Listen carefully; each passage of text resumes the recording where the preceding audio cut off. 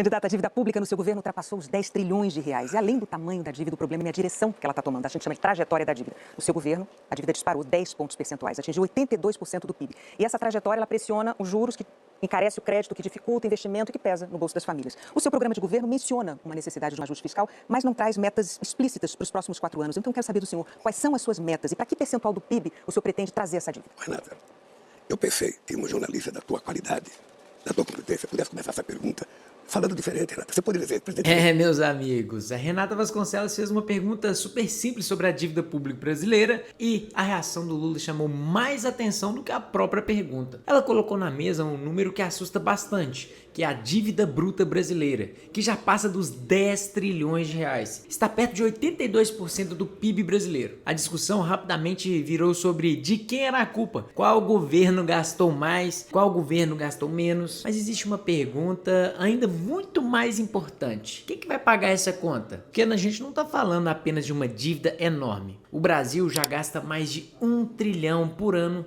somente com juros, e as próprias projeções oficiais ainda mostram essa dívida crescendo nos próximos anos. E é aqui que essa notícia começa a interessar diretamente quem construiu o patrimônio. Porque quando o governo precisa aumentar a arrecadação, grandes rendas, grandes patrimônios, naturalmente entram no radar. E nós já temos sinais muito claros disso acontecendo. Por um exemplo, aqui em Minas Gerais, quem recebe uma herança paga hoje 5% de TCMD. Com a reforma tributária, a partir de janeiro de 2027, a alíquota pode chegar a 8%. Mas não para por aí. Já existe atualmente no Senado um projeto de autoria do senador Cid Gomes propondo aumentar o teto nacional do ITCMD para 16%. Ou seja, o dobro do teto que existe hoje. E representantes dos próprios estados já chegaram a defender que esse limite poderia chegar próximo de 21%. Agora, vem comigo aqui, pensa um pouquinho. Com uma dívida próxima de 11 trilhões, mais de 1 trilhão sendo consumido de juros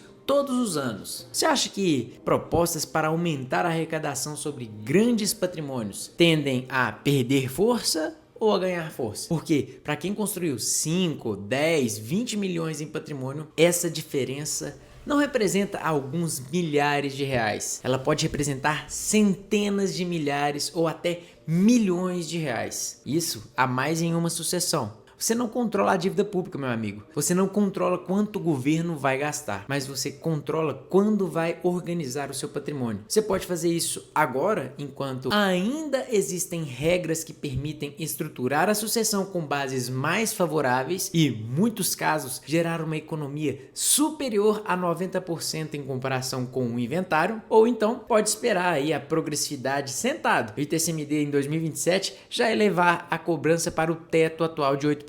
E depois correr o risco de ver esse imposto chegar a 16, 20 ou até mais por cento. No planejamento patrimonial, o momento em que você toma a decisão pode valer centenas de milhares ou milhões de reais. Agora é o seguinte, se você tem patrimônio e quer acompanhar essas mudanças antes que elas cheguem aí no seu bolso, faz o seguinte, segue esse perfil aqui. É exatamente esse tipo de informação que eu trago aqui todos os dias. Grande abraço!